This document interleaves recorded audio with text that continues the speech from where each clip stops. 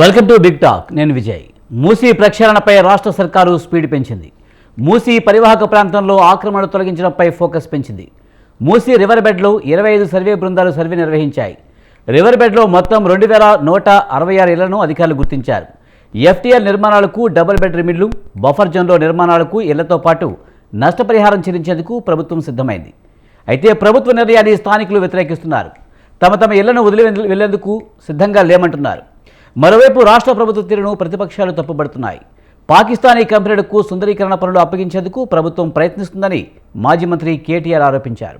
మరోవైపు రేవంత్ రెడ్డి కూల్చివేతల ద్వారా పేరు తెచ్చుకోవాలనుకుంటున్నారని కేంద్ర మంత్రి కిషన్ రెడ్డి అన్నారు. ప్రతిపక్షాలకు కాంగ్రెస్ నాయకులు కూడా కౌంటర్ ఇస్తున్నారు. అక్రమ నిర్మాణాలను తొలగించే విషయంలో తమ ప్రభుత్వం వెనుకాడదని అంటున్నారు. మొత్తంగా కూల్చివేతల పర్వం రాష్ట్రంలో కొత్త వివాదానికి దారితీస్తుంది. ఇటు బాధితుల నుంచి అటు ప్రతిపక్షాల నుంచి విమర్శలు వెల్లువెత్తుతున్నాయి. ఎందుకు ప్రభుత్వం ఉద్దేశపూర్వకంగానే పేదల ఇళ్లను కూల్చిందా? ఆక్రమణల తొలగింపులపై నిజంగానే చిత్తశుద్ధితో వ్యవహరిస్తుందా? ఇది అంశాన్ని ఇవాల్టి బిగ్ టాక్లో చర్చిద్దాం.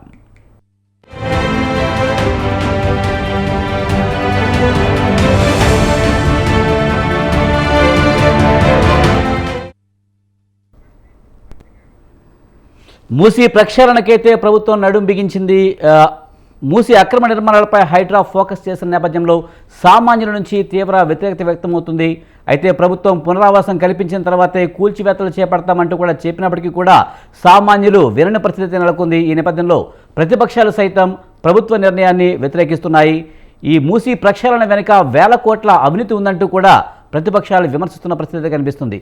ఇదే అంశానికి సంబంధించి మనతో మాట్లాడేందుకు తేజావత్ వెంకట్ నాయక్ గారు, కాంగ్రెస్ నాయకులు, అలాగే గంగాపురం వెంకటరెడ్డి గారు, బీజేపీ రాష్ట్ర అధికార ప్రతినిధి, అలాగే సాదిక్ గారు, రాజకీయ విశ్లేషకులు మనతో జాయిన్ అయ్యారు. వారితో మాట్లాడదాం.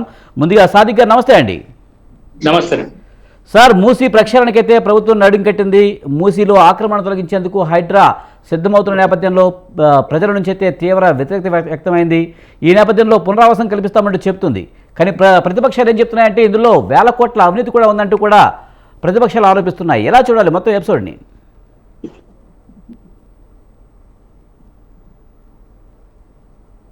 సాదిక్ గారు చెప్తాను. ఇప్పుడు సార్, చాలా ముఖ్యంగా మనం చూడాల్సింది ఏంటంటే ఈ విషయాన్ని, మూసీ నదీ పరివాహక ప్రాంతాన్ని అయితే ప్రక్షాళన చేయాల్సిందే. ఈ ప్రక్షాళన చేసే కార్యక్రమంలో పునరావాసం కల్పించాల్సిందే. సాదిక్ గారు మీ ఫ్రేమ్ సరిగ్గా లేదు, ఒకసారి సెట్ చేసుకోండి. మీరు ల్యాండ్స్కేప్లో పెట్టుకోండి ఫోన్. రైట్. ఈలోపు వెంకట్ నాయక్ గారు మీరు చెప్పండి. కాంగ్రెస్ నాయకులుగా ముఖ్యంగా మూసీ సుందరీకరణ పేరుతో ప్రభుత్వం నడుం బిగించినప్పటికీ కూడా ప్రజల నుంచి తీవ్ర వ్యతిరేకత వ్యక్తమవుతుంది. ఎలా చూడాలి సార్? ముందుగా మీకు ప్యానల్ ఉన్న పెద్దలకు నమస్కారం సార్. ఇప్పుడు 28,000 అక్రమ కట్టడాలు ఉన్నాయి ఈ హైదరాబాద్లో. లేక్ సిటీగా ఉన్న ఈ హైదరాబాదు ఎంక్రోచ్మెంట్ సిటీగా మారిందని చెప్పి కేసీఆర్ గారు ఎప్పుడో 2015 ఆ ప్రాంతంలోనే వాళ్ళు బయటకు వచ్చి ప్రెస్ మీట్ పెట్టి చెప్పడం జరిగింది.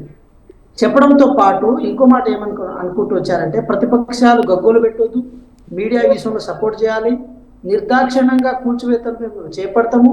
అదేవిధంగా ఏదైతే కొత్త వాళ్ళు కట్టుకోవాలనుకున్న వాళ్ళు కూడా ఈ విషయంలో చాలా సిన్సియర్గా ఉండాలి, కొత్త వాళ్ళకి అవకాశం ఇవ్వద్దని చెప్పారు. మీరు మొన్న చూడండి, చాలా వరకు ఏదైతే చెరువుల మీద కొత్తగా కట్టుకున్న వాటిని కూల్చివేత కార్యక్రమం ఏదైతే జరిగిందో, గత 10 సంవత్సరాలుగా వరుసగా MUD municipal and urban development మినిస్టర్గా ఉన్న కేటీఆర్ గారి హయాంలో జరిగిన కట్టడాలే అవన్నీ. సో దాన్ని మేము రాజకీయ రంగం పూర్వదలుచుకోలే. ఎవరు పర్మిషన్ ఇచ్చారు, ఎవరి హయాంలో జరిగిందని చెప్పి మేము చెప్పదలుచుకోలేదు.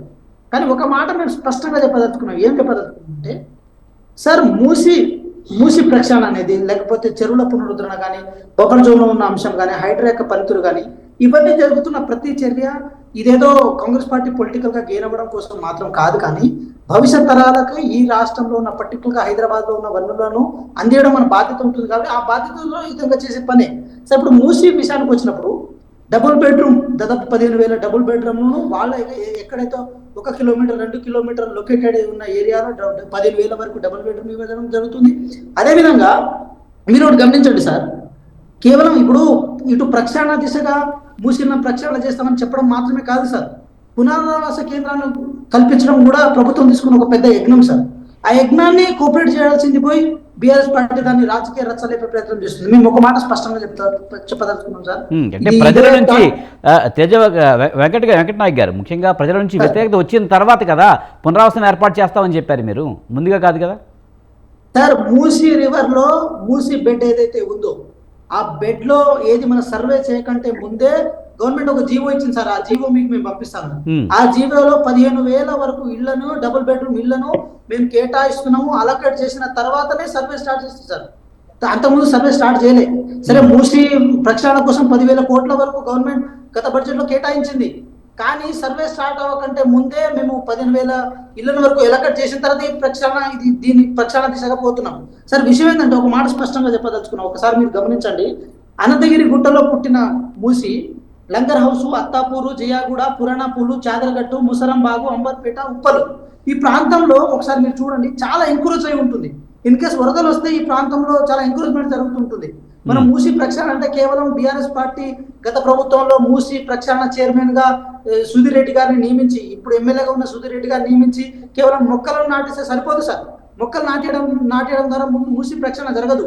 బీజేపీ ప్రభుత్వం గంగా నది ప్రక్షాళన కోసం ఏదైతే కొన్ని వేల కోట్లు అక్కడ కేటాయించిందో అదే విధంగా ఇక్కడ మూసీ నది ప్రక్షాళన కోసం కూడా నీళ్లలో రంగు మారాలి, నీళ్లు శుద్ధిగా మారాలి. ఎట్ ద సేమ్ టైం పక్కన ఎంకరేజ్మెంట్ లేకుండా చూడాలన్న బాధ్యత గవర్నమెంట్ ఉంది కాబట్టి ఆ దిశగా వెళ్తున్నారు. అదే విధంగా 3 జిల్లాల కలెక్టర్లు, అటు రంగారెడ్డి జిల్లా కలెక్టర్ కానీ, మేడ్చల్ జిల్లా కలెక్టర్ కానీ, హైదరాబాద్ కలెక్టర్ కానీ, ఈ 3 కలెక్టర్లు అంటే నిన్నటి నుంచి ఇప్పటి వరకు ఆ సర్వే విషయంలో కానీ ప్రతి విషయంలో వాళ్ళు చాలా అలర్ట్ గా పనిచేస్తున్నారు సార్. సో ఇక్కడ ఏంటంటే సార్, మేము ఒకటే అంటున్నాం, బీఆర్ఎస్ పార్టీ కానీ బీజేపీ పార్టీ కానీ ఒక మాట స్పష్టంగా చెప్పదలుచుకున్నాం.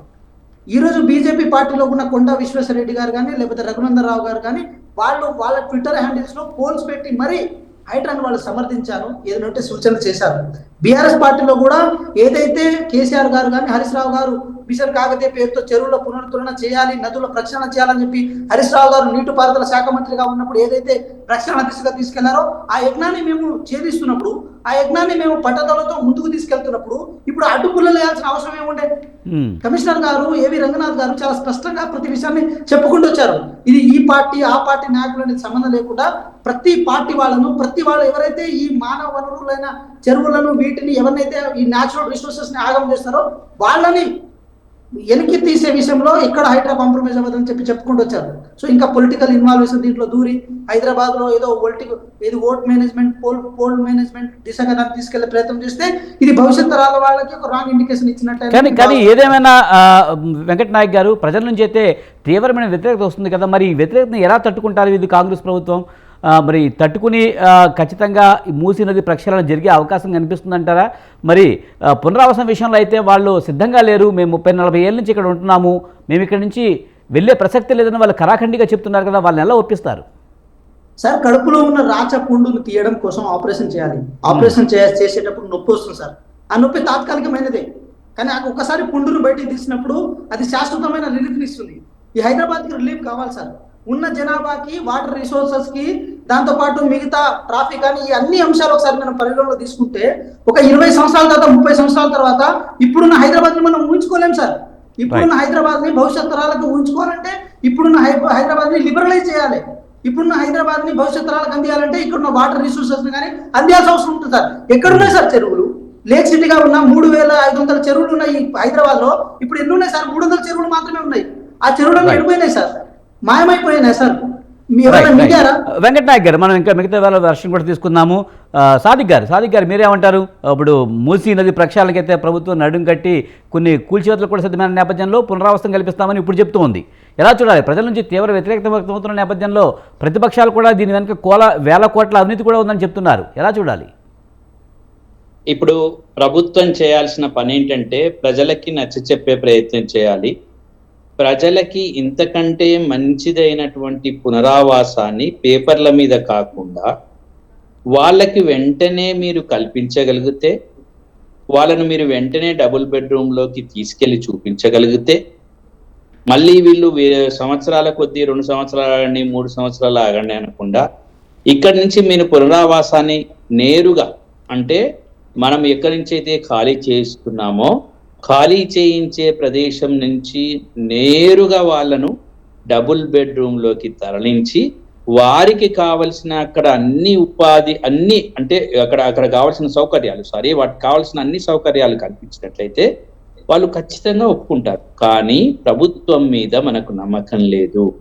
గత ప్రభుత్వాలు కూడా రీహాబిలిటేషన్ పునరావాసాన్ని పేరుకు మాత్రమే పునరావాసం అని చెప్పాయి, కానీ పునరావాస బాధితులను గట్టిగా పట్టించుకున్నటువంటి మనకు ఎక్కడ కూడా దాఖలాలు లేవు. పునరావాసులను చాలా అంటరాని వాళ్ళుగా, పునరావాసులను ఒక విధంగా వివక్షతకు గురి చేయడం వల్ల ఈ రోజు పునరావాసాన్ని వద్దంటున్నారు మన ప్రజలు. అందుకోసం ఆ దిశగా మరి ఈ ప్రభుత్వం అడుగులు వేయగలుగుతుందా అనేది పెద్ద ప్రశ్న. ఆ దిశలో అడుగులు వేయకుండా కరెంట్ లేని చోట, పాములుండే చోట, ఇప్పుడు ఉన్నటువంటి ప్రదేశం కంటే ఇంకా మెరుగైన ప్రదేశం కాకుండా అసౌకర్యవంతమైన ప్రదేశానికి తరలించడం వల్ల పునరావాసం మీద వాళ్ళకి సరి అయినటువంటి నమ్మకం లేదు. మరి ఆ నమ్మకాన్ని కలిగిస్తే, మీరన్నట్టు పునరావాస కార్యకలాపాల్లో నమ్మకం కలిగిస్తే, ప్రభుత్వము చిత్తశుద్ధితో చేయగలిగితే తప్ప మనం చెప్పలేము. ఎందుకంటే ప్రభుత్వాలు రాత్రికి రాత్రే కూల్చేస్తున్నాయండి ఇండ్లను కూల్చేస్తున్నప్పుడు ఏమని నమ్మమంటారు చెప్పండి? పొద్దున నోటీస్ ఉండదు, ఏదో నోటీస్ వచ్చిందని ఆ కాగితం తీసుకొని నేను లోపల పెట్టుకుంటే కోర్టుకు పోయినోడేమో కోర్టుకు పోయి స్టే తెచ్చుకుంటాడు, కోట్ల వరకు తిరగలేనోడేమో పొద్దున్న సాయంత్రం వరకు ఇల్లు కూల్చేస్తారు. ఇదానండి పద్ధతి? ఇది ప్రభుత్వం మీద మీరు నమ్మకం కలిగిస్తుండ్రా? వాళ్ళు మూసి వెంబడి ఉండేటోళ్ళు మిమ్మల్ని నమ్ముతారా? మీరు ఇట్లా కూల్చేసుకుంటే పోతే మిమ్మల్ని నమ్ముతారా? ఖచ్చితంగా ప్రతిఘటన ఉద్యమం చేస్తారు. ఉద్యమం వస్తుంది, ఆ ప్రతిఘటన జరిగినప్పుడు మీరే అబాస్ పాలవుతారు.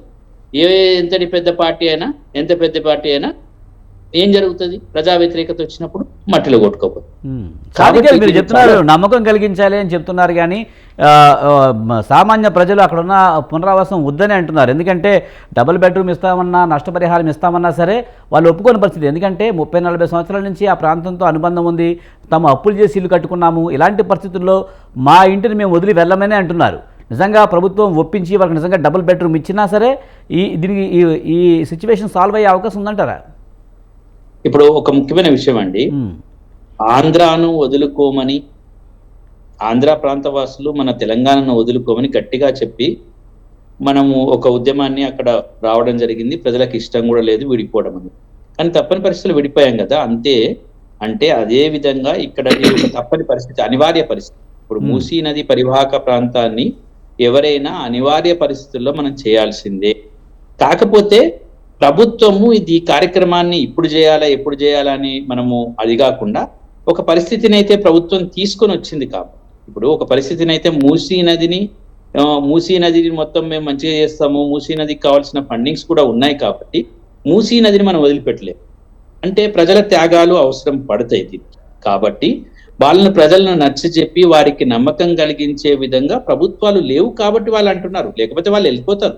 పునరావాసం మీద మనకు నమ్మకం లేదు. భారతదేశంలోనే రాజకీయ పార్టీలు ప్రభుత్వాలు చేసేటువంటి కార్యకలాపాల వల్ల వారికి నమ్మకం ఇప్పుడు ఖాళీ చేయించినప్పుడు ఒక ముచ్చట చెప్తారు, ఖాళీ చేసినాక ఒక ముచ్చట చెప్తారు, ఖాళీ చేసినాక రోడ్డు మీద పెడతారు, రోడ్డు మీద పెట్టి ఇంకో ముచ్చట చెప్తారు, మేము ఇంకేదో బాండ్లు ఇస్తున్నామంటారు, ఇంకేదో చెప్తారు. ప్రజలు నమ్మకాన్ని కలిగించలేకపోయినారు. ప్రభుత్వ పునరావాసాన్ని నమ్మకం కలిగించలేదు అనేది. అయితే మీరు అన్నట్టు మరి దాంతో వదిలిపెట్టలేరు. ఒక అనుబంధం ఉంది. ఏం అలాట్ అయినా అన్ని సగమే 50% పోతాయి, మిగతా అధికారులందరూ మింగేస్తారు. పునరావాస పథకాలకు పోదాం, మిమ్మల్ని చూపిస్తా, మీ కాంగ్రెస్ పార్టీలు అందరూ మాతో రండి, పునరావాసం ఎంత జరుగుతుంది, పునరావాస పథకాలు జరుగుతుందో మీరు రండి, మీరు వస్తే మేము చూపిస్తాం. రేపు ఈ మూసీ నది గురించి కూడా మేము చూపిస్తాం. ఖచ్చితంగా మీరు చిత్తశుద్ధితో చేయగలిగితే అది మీరు మళ్ళీ పట్టించుకోరు. ఒకసారి ఖాళీ చేసినాక వాళ్ళని అసలే దేకకపోతే వాళ్ళు అక్కడ ఉద్యమాలు చేయాల్సి వస్తుంది. కాబట్టి మీరు అటువంటి అవకాశం లేకుండా చేయాల్సిన అవసరం ఒకటి ఉంటుంది. ప్రభుత్వాలలో కమిషన్ లేకుండా పనిచేసే వాళ్ళు ఇంతవరకు అయితే కనబడలే. ఈ కాంగ్రెస్ ప్రభుత్వం వచ్చిన తర్వాత కూడా అట్లా అవుతుందా అనేది మాకు ఎక్కడ కనిపిస్తలేదు. మీరు అనేక విధాలుగా మీరు ఇప్పుడు చెప్తున్నారు కదా, మీరు ఎవరిని మార్చరు, ప్రభుత్వం లోపల అవినీతిని మార్చలేకపోతున్నారు. కాబట్టి పునరావాసం మీద మాకు నమ్మకం లేదు, పునరావాసాన్ని గట్టిగా కల్పించే దాని మీద నమ్మకం లేదు. లేకపోతే పునరావాసానికి పరిగెత్తుకొని వెళ్తారు, త్యాగాలు చేయడానికి ప్రజలు సిద్ధంగా ఉంటారు, కానీ వీళ్ళు పునరావాసాన్ని లేదు. కాకపోతే మీరు అన్నట్టు ఒక అనుబంధం మాత్రం ఉంటది, ఒక బంధం మాత్రం ఉంటది. ఆ బంధాన్ని తెంచుకోవాల్సిన అవసరం ఒకటి ఒక త్యాగం, ఒక నా ఇల్లు ఇది నా స్థలం అని చెప్పి ఇల్లు కట్టుకుని లక్షల లక్షలు అప్పులు చేసి కట్టిన పరిస్థితుల్లో ఇప్పటికిప్పుడు వచ్చి కూల్చేద్దామంటే వాళ్ళు తట్టుకోలేని పరిస్థితి కనిపిస్తుంది. ఖచ్చితంగా ఖచ్చితంగా. కానీ దానికి ఇప్పుడు మీరు అన్నట్టు ఖచ్చితంగా, కానీ మరి నేను ఒక విషయాన్ని గుర్తుపెట్టుకోవాలండి. మనం ఇండ్లు కట్టుకుంటున్నప్పుడు కానివ్వండి, ఇప్పుడు ఒకవేళ చేయలేదు అనుకుందాం, వాళ్ళు చేయకుండా అట్లాగే ఉండని అనుకుందాం, మరి మూసి పరిస్థితి ఏంటి? మనం ఇప్పుడు దీన్ని ఈ చర్చలో మనము ఒకవైపు మాట్లాడుకుంటూ ఇంకో వైపును మనం తీసుకెళ్ళకపోతే మరి ఏంటి మూసి పరిస్థితి ఏంటి? మరి మూసిని ఎట్లా చేద్దాం? ఏదైనా మరి మనకు ఆల్టర్నేటివ్స్ ఉన్నాయా? లేవు కదా. ఆల్టర్నేటివ్స్ లేవు కాబట్టి మీరు మూసీకి సంబంధించి దగ్గరలో ఉన్న ప్రదేశంలో వాళ్ళకి, మీకు దగ్గరలో ఉన్నటువంటి ల్యాండ్ అక్విజిషన్ చేయండి. వాళ్ళు పక్కనే ఉన్నటువంటి మూసీ పక్కన ఇంకొద్ది దూరంలో ఉన్నటువంటి ల్యాండ్ అక్విజిషన్ చేయండి. పక్కనే ఇస్తే వాళ్ళు కొంచెం సాటిస్ఫై అయ్యే అవకాశాలు ఉంటాయి. వాళ్ళకి అది చెప్పాలి, వాళ్ళతో మాట్లాడాలి, వాళ్ళకి నచ్చ చెప్పాలి. మనం ఇప్పుడు ఈ కాంగ్రెస్ వాళ్ళంతా పోయి అక్కడ శిబిరంలో కూర్చోవాలి, వాళ్ళతో మాట్లాడాలి, వాళ్ళతో మాట్లాడి చేయాలి. కాంగ్రెస్ పార్టీలో ఎక్కడ కనబడరు. అక్కడ పోయి నేను చూస్తే ఎవరు కనబడరు, అంతా పోలీసులు కనబడతారు. పోలీసులు కాదు, పోలీసులు కౌన్సిలింగ్ చేస్తారా అండి? పోలీసులు కౌన్సిలింగ్ చేస్తారా? కాదు కదా. ఈ పోలీసులు అధికారులు కౌన్సిలింగ్ చేస్తారా? అధికారులు కౌన్సిలింగ్ చేస్తారు. రమ్మనండి ఈ రాజకీయ నాయకులు పోయి పొద్దున పోయి వాళ్ళతో కూర్చొని మాట్లాడాలి. మేము అప్ప చెప్పినాం, పొద్దుట వరకు చేసేయండి, సాయంత్రం వరకు అయిపోవాలంటే ఏంటంటే ప్రజలా లేకపోతే ఇంకేమైనా వాళ్ళు? అట్లా కాదు కదా. ఇంకో విషయం, ఇప్పటి వరకు ఆక్రమణలు మేము సహించేది లేదు, ఎట్టి పరిస్థితుల్లో కూల్చేస్తామని చెప్పింది. కానీ ఇప్పటి వరకు కూడా కొన్ని విషయాల్లో అయితే కనికరం లేకుండా కూల్చివేతలు కొనసాగిన పరిస్థితి కనిపించింది.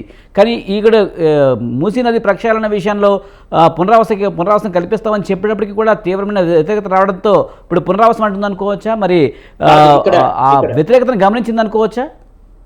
ఖచ్చితంగా వ్యతిరేకతను గమనించింది. గ్రాఫ్ పడిపోయింది, ఎక్కడి నుంచో ఎక్కడికి కాంగ్రెస్ గ్రాఫ్ పడిపోయేసరికి ముఖ్యమంత్రి గారు వెంటనే రంగంలోకి దిగినట్టు కనబడ్డది. వాళ్ళకే కాదు, ఇప్పుడు కూల్ స్టేషన్ లో కూడా ఇస్తా అంటున్నాడు. ఏది?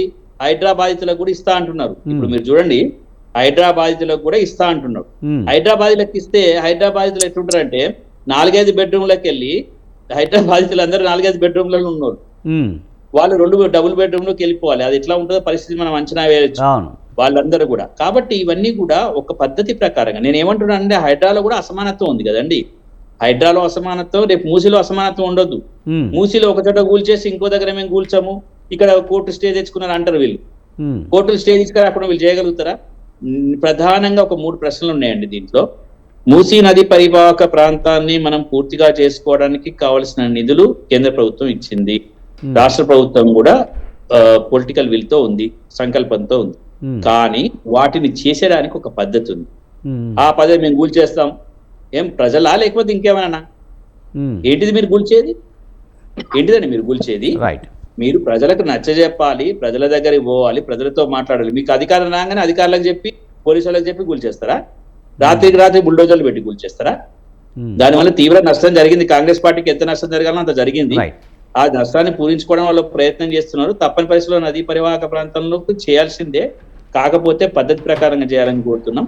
పద్ధతి లేకుండా చేయొద్దు. తర్వాత ఎంత మేరకు వీటిని అవసరమైన చోటల్లా, అవసరం ఎక్కడ ఉంది, అవసరమైన చోట చూడాలి, వీళ్ళు పోయి చూడాలి. కూలగొట్టమని వాడేవాడో అధికారి చెప్తే వీళ్ళంటారా? అధికారులందరూ కూడా, ఇక్కడ నేను అధికారుల విషయం కూడా చెప్తున్నాను, అధికారులు ఏదో చెప్తారు.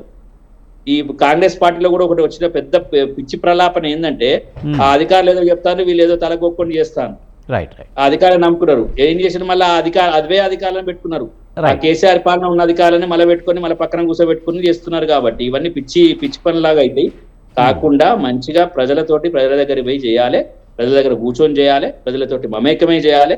మీరు సీట్లలో కూర్చొని కాదు, పోయి చేస్తే ప్రజల్ని ఒప్పించాలి. ఇంకోటి ఏంటంటే, నేను అన్నట్టు ఇంతకు ముందు పునరావాసం అనేది పక్కనే జరగాలి, ఇంకెక్కడో జరగవద్దు.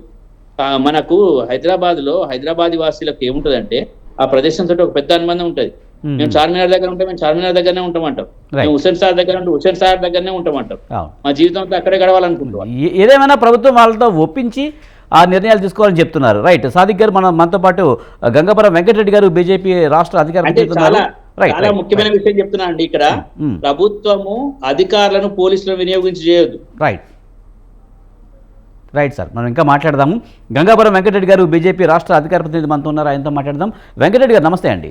నమస్తే. మూసీ నది ప్రక్షాళనకి ప్రభుత్వం అయితే ముందుకు వచ్చింది, కానీ అక్కడ ఆక్రమణలు అంటూ కూడా అక్కడ కూల్చివేతలు ప్రారంభించకపోతే తీవ్ర వ్యతిరేకత వ్యక్తమైన నేపథ్యంలో ఇప్పుడు పునరావాసం అంటుంది. ఎలా చూడాలి ఈ అంశాన్ని? ఇప్పుడు విజయ్ గారు, మనం ఒక 2-3 మాసాల నుంచి ఈ హైడ్రా, ఈ కూల్చివేతల గురించి మనం స్పష్టంగా మీడియాలో మాట్లాడుతున్నటువంటి సందర్భం, ప్రభుత్వం కూడా స్పందిస్తుంది, ప్రతిపక్ష పార్టీలు కూడా మాట్లాడుతున్నటువంటి విషయం మనకు అందరికీ తెలిసినటువంటిది. నేనేమంటున్నా అంటే, ఈ ప్రభుత్వానికి, రేవంత్ రెడ్డి గారి ప్రభుత్వానికి ఈ కూల్చివేతలకు సంబంధించి కానీ, మూసీ ప్రక్షాళన గురించి కానీ, సుందరీకరణ గురించి కానీ, నదీ పరిహారక ప్రాంతాలు సంబంధించినటువంటి ఏవైతే చెరువులు ఉన్నాయో, నదీ నాళాలు ఉన్నాయో, వాటికి సంబంధించి ఒక స్పష్టమైన అవగాహన ఉన్నట్టుగా లేదు. ఏదో స్టార్ట్ చేసినారు. ఫస్ట్ మీరు ఒకటి మనం ఆలోచించడం జరిగితే టకాటక్క కూలగొట్టినారు. నాగార్జున అక్కడి నుంచి స్టార్ట్ చేస్తే ప్రజలంతా కూడా ఇది బాగుంది, ఏదో అవును అనేటువంటి పద్ధతిలో పట్ల వెళ్ళినమాట వాస్తవం. భారతీయ జనతా పార్టీ నాయకులు మా రఘునందన్ రావు గారు కానీ, ఇప్పుడు కాంగ్రెస్ మిత్రుడు అన్నట్టుగా విశ్వేశ్వరరెడ్డి గారు కానీ దీన్ని ఆహ్వానించినటువంటిది, కొన్ని షరతులు కూడా చెప్పడం జరిగినటువంటిది. అంతవరకు నిజంగా ప్రజల్లో కూడా దీనికి ఒక స్పందన, పాజిటివ్ స్పందన ఉన్నటువంటి మాట వాస్తవం విజయ్ గారు. స్లోగా రోజులు గడుస్తున్న కొద్దీ ప్రభుత్వానికి అసలు ఒక ఆలోచన ఉందా, ఒక వ్యూహం ఉందా, ఒక ఎత్తుగడ ఉందా, ఒక ప్రణాళిక ఉందా అనేటువంటిది మన రాష్ట్రంలోకి వస్తున్నటువంటి అనుమానాలు, అవి చివరికి సామాన్యుడికి కూడా వస్తున్నటువంటిది సందర్భంలో మనం ఇవాళ ఉన్నాం. నేను ఎందుకు మాట అంటున్నానంటే, అసలు గండిపేట చెరువు దగ్గర నుంచి స్టార్ట్ చేయాలి.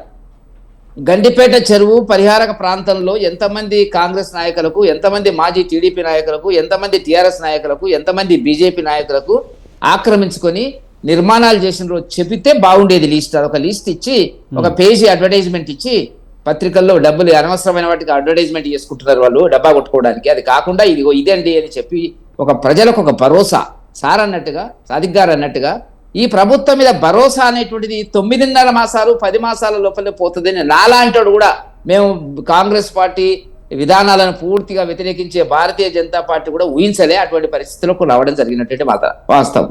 కేసీఆర్ గారికి 9.5 సంవత్సరాలు పట్టింది, వీళ్ళకి 9.5 మాసాల లోపల ఇంత గ్రాఫ్ పడిపోతుందని మనం అనుకోలే. అంటే మేము వ్యతిరేకిస్తున్నామని కాదు, ఈ హైడ్రాకు సంబంధించిన దాంట్లో మేము ఆహ్వానిస్తున్నాము, జరగాలని కోరుకుంటున్నాము. కాకపోతే దానికి ఒక స్పష్టత ఉండాలా అని నేను ఇంతకుముందు చెప్పినట్టుగా ఉంది. ఇప్పుడు కొన్ని చూసాం మనం, ఎవరో మైనార్టీ కాలేజీ నాయకుడికి సంబంధించినటువంటి నాయకుడి యొక్క కాలేజీ చెరువులో ఉంది అంటే అది దానికి ఇప్పుడు కాదు, సెలవులు, పిల్లలు నష్టపడతారు అన్నట్టు చెప్పడం జరిగింది. స్వయాన ముఖ్యమంత్రి గారి సోదరుడి ఇల్లు దుర్గం చెరువులో ఉంది అన్నప్పుడు ఆయనేమో ముందుకొచ్చి నాకు తెలియకుండా కొన్నాను కాబట్టి నేను సరెండర్ చేయడానికి నాకేం అభ్యంతరం లేదని చెప్పినటువంటి కేసు లోపల ఇవాళ మనం చూస్తున్నటువంటిది ఏంటంటే హైకోర్టు ఆర్డర్ తెచ్చుకొని ఆపుకున్నటువంటి సందర్భం. పేదవాళ్ళవి కూల్చేస్తున్నారు. ఉదయము పిల్లలు, పేదవాడి మధ్యతరగతి పిల్లలు స్కూల్కి వెళ్ళినప్పుడు ఉన్న ఇల్లు సాయంత్రం వచ్చేటప్పటికి బ్యాగులు పట్టుకొని ఇంటికి వచ్చేటప్పటికి మా ఇల్లు లేదు అన్నప్పుడు ఆ సంఘటన యొక్క మానసిక సంఘర్షణను ఆ పిల్లలు ఆలోచిస్తున్నటువంటి దాని విలువెంత, దాన్ని ఎవరు లెక్క కడతారు, ఎవరు చేస్తారో చెప్పండి విజయ్ గారు. ఏదైనా ఉండొచ్చు, కారణం ఏదైనా ఉండొచ్చు. మా ఇల్లు లేదు అనేటువంటి ఫీలింగ్ ఇవాళ పిల్లలకు వచ్చిన తర్వాత ఏ పిల్లలైనా కానివ్వండి, మీరు డబ్బు ఉన్నటువంటి వాళ్ళని వదిలేస్తున్నారు. ఎక్కడెక్కడో హోటల్, కాంగ్రెస్ కు సంబంధించినటువంటి 5 స్టార్ హోటల్ టీఆర్ఎస్ లోకి వెళ్ళి కాంగ్రెస్ లోకి వెళ్ళినటువంటి 4 అంతస్తులైనటువంటి భవనాన్ని మీరు కూల్చేయడానికి ముందు కూల్చేసినారు, వెనక వదిలేసినటువంటి సందర్భం ఉంది. నేను ఎందుకే మాట చెప్తున్నానంటే, రేవంత్ రెడ్డి గారికి ఒక వ్యూహం లేదు, ఏ దాని మీద వ్యూహం లేదు. వాళ్ళు ఇచ్చిన మేనిఫెస్టో మీద, ఏది మేనిఫెస్టో చెప్పండి నాకు. మేనిఫెస్టోలో చెప్పింది ఏంది, జరుగుతున్నది ఏంది అనేటువంటిది మనం ఆలోచిస్తే ఒకే ఒక బస్సుకు సంబంధించారు, అవి కూడా బస్సులు తగ్గించారు, ఉచితంగా వెళ్లే వాళ్ళు కూర్చుంటున్నారు, టికెట్లు తీసుకునే పురుషులు మాత్రం నిలబడిపోతున్నటువంటి సందర్భం మనకు కనపడుతున్నటువంటిది. అది తప్ప ఇంకా ఏది కూడా చేయలే. రుణమాఫీలో ఏదో చెప్తున్నారు, ఇంకా 4.5 లక్షల మందికి రేపు ఈ మంత్ ఎండింగ్ కి మరి ఖాతాల్లో పడతాయని చెప్పి గౌరవ మంత్రి గారు, మరి నాగేశ్వరరావు గారు చెప్తున్నారు. నేను ఎందుకు మాట అంటున్నానంటే, ఉద్యోగాలు ఇచ్చినమంటున్నారు. గత ప్రభుత్వం అనౌన్స్ చేసినటువంటి ఉద్యోగాలకు వీళ్ళు సర్టిఫికెట్ పెద్ద హంగామా చేసి పెద్ద ప్రకటనలు చేసి ఇచ్చినటువంటి సందర్భం మనం చూస్తున్నాము.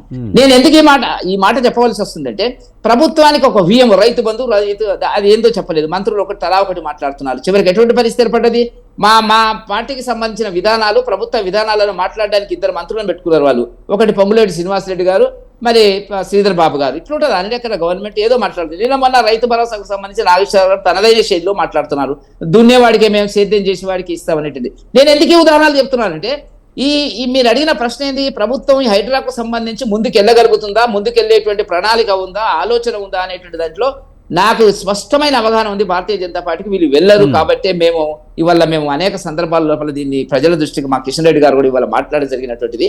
కాకపోతే ఏంటంటే ఏ ప్రభుత్వమైనా గతంలో కేసీఆర్ చేసినటువంటి పద్ధతిని వీళ్ళు పాటించడం జరుగుతున్నటువంటిది. కేసీఆర్ గారు 9.5 సంవత్సరాలు టైం పట్టింది, వీళ్ళు 9.5 నెలల లోపల చాలా వేగంగా ప్రజల అసంతృప్తి వ్యతిరేక విధానాల వైపు చాలా స్పీడ్ లో 100 కిలోమీటర్స్ స్పీడ్ లో వెంకటరెడ్డి గారు ఒకప్పుడు ఆక్రమణలు కూల్చివేయాలని చెప్పిన బీఆర్ఎస్ ఇప్పుడు అడ్డుకుంటుంది, ఇది కరెక్ట్ కాదనేది కాంగ్రెస్ ప్రభుత్వం అంటుంది. మరి దీన్ని ఎలా చూడాలంటారు? కరెక్టే కదా. ఇప్పుడు మీరు అన్నది విజయ్ గారు పర్ఫెక్ట్లీ కరెక్ట్. కాంగ్రెస్ ఒకనాడు కూల్చాలని, ఇప్పుడు టిఆర్ఎస్ గురించి ఎవరు ఆలోచిస్తారండి? టిఆర్ఎస్ వెంటిలేటర్ మీద ఉన్న పార్టీ, దాన్ని పైకి లేపాలంటే కొన్ని ఇంజక్షన్లు ఇవ్వాలంటే కాంగ్రెస్ పార్టీ సహాయపడుతుంది. ఎందుకు సహాయపడుతుంది అంటే ఉన్న లోకసభ ఎన్నికలు చూసిన తర్వాత నభూతో అనేటువంటి దాంట్లో భారతీయ జనతా పార్టీ అనేటువంటిది ఒక 8 సీట్లు గెలిచిన తర్వాత రాజకీయ పండితులు కూడా ముక్కున వేలేసుకున్నటువంటి సందర్భం మనం చూడడం జరిగింది. మేము 48 స్థానాల్లో మొదటి స్థానంలో వచ్చినాం, అసెంబ్లీ స్థానాల లోపల 42 స్థానాల లోపల 2వ స్థానంలో రావడం అనేటువంటిది కాంగ్రెస్ కు టిఆర్ఎస్ కు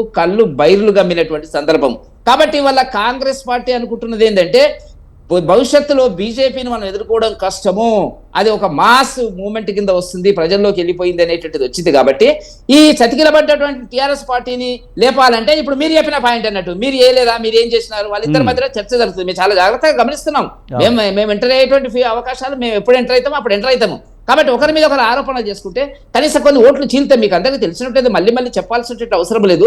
మేము అసెంబ్లీ ఎన్నికల లోపల 16% సీట్లు ఓట్లు వస్తే మాకు ఈ 37%, 21% అంటే దేశంలో ఏ పార్టీకి రానటువంటి ఓట్ల పెరుగుదల మాకు భారతీయ జనతా పార్టీకి తెలంగాణ రావడం జరిగింది. కాబట్టి అది ఊహించలేనటువంటి పరిస్థితి. కాబట్టి ఏం చేయాలి? ఇప్పుడు బతకాల. ఎవరు బతకాలా? బీఆర్ఎస్ పార్టీ బతకాలంటే ఇప్పుడు ఏమనాలా? ఆ పాత వీడియోలన్నీ చూపిస్తున్నారు. వాళ్ళు పార్టీ ఓడిపోయిందండి, వాళ్ళని వదిలేయండి, మీరు ఏం చేస్తారో చెప్పండి అంటే మీ మేనిఫెస్టోని పక్కకు పెట్టి వల్ల బీజేపీ అది ఇదని మాట్లాడడం అనేటువంటిది సమంజసం కాదు. కాబట్టి ఇవాళ జరుగుతున్నటువంటిది ఏమిటి? చాలా కష్టపడుతున్నాడు రేవంత్ రెడ్డి గారు లేపడానికి, ఎవరిని కేసీఆర్ ను లేపడానికి ప్రయత్నం చేస్తున్నాడు. కేసీఆర్ పార్టీ కానీ అంతటితో అంతమైపోతే 10%, 15% ఓట్లు వచ్చినట్టయితే ఆటోమేటిక్ గా భారతీయ జనతా పార్టీ రేపు అధికారంలోకి వచ్చేటువంటి పరిస్థితి ఉంటుంది లోకల్ బాడీ ఎన్నికల్లో కూడా. కాబట్టి లోకల్ బాడీ ఎన్నికలు ఒక గ్రౌండ్ మీద ఏదో చెప్తున్నారు కులగణన, కాబట్టి మేము ఇప్పుడు చెయ్యమని. నిజంగా వాళ్ళ గెలిచేటువంటి దమ్ము, ధైర్యము, సాహసం ఉన్నట్టయితే ఈ పార్టీకి పెట్టేవాళ్ళు. గతంలో టీఆర్ఎస్ చూసాం మనం, రాగానే 15 రోజుల్లో. ఏదేమైనా వెంకటరెడ్డి గారు ఆక్రమణల విషయంలో అధికారంలో ఉన్నప్పుడు ఒకలాగా, అధికారంలో లేనప్పుడు ఒకలాగా ఈ పార్టీలు వ్యవహరిస్తాయి అనుకోవాలి. ఎందుకంటే గతంలో రేవంత్ రెడ్డి కూడా ఈ ఆక్రమణలు, ఈ నిర్మాణాలు, కూల్చివేతలపై మాట్లాడినప్పుడు ఒక ఇంటర్వ్యూలో మాట్లాడినప్పుడు ఏమన్నాడు? నిజంగా ఆక్రమణ జరిగితే దాన్ని ఇప్పుడు పేదలు కూల్చాల్సిన అవసరం లేదు, రెగ్యులరైజ్ చేసి సరిపోతుంది కదా అన్న విషయం గతంలో ఒక ఇంటర్వ్యూలో చెప్పారు. కానీ ఇప్పుడు వచ్చిన తర్వాత నిర్దాక్షిణ్యంగా కూల్చివేస్తున్నారు.